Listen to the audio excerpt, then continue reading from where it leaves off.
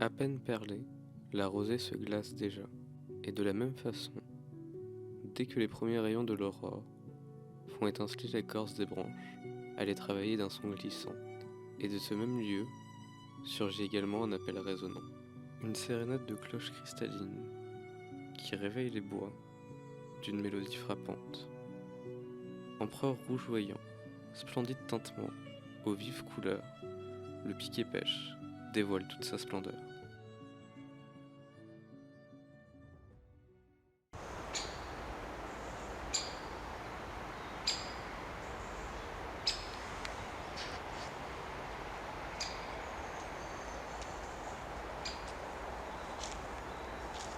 Le piquet-pêche possède un régime alimentaire très varié, faisant de son repas les insectes, et surtout les larves cachées sous l'écorce, et les graines, forgeant les graines sèches, tout en ne laissant pas de côté les fruits mûrs et juteux.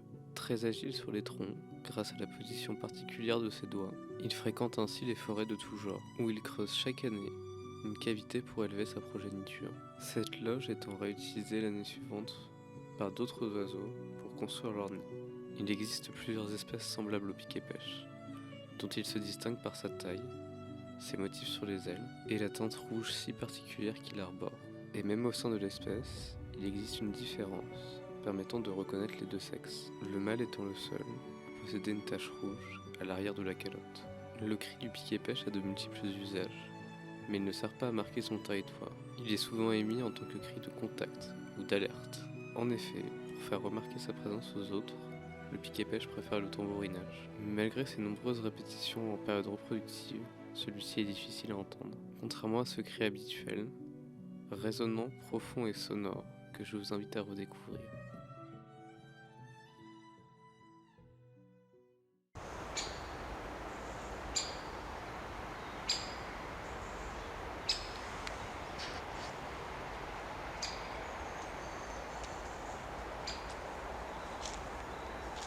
Savez-vous désormais reconnaître le cri si particulier du piquet-pêche? C'est facile, il s'agit de cette note claire et très résonnante. Qui? Qui? Qui?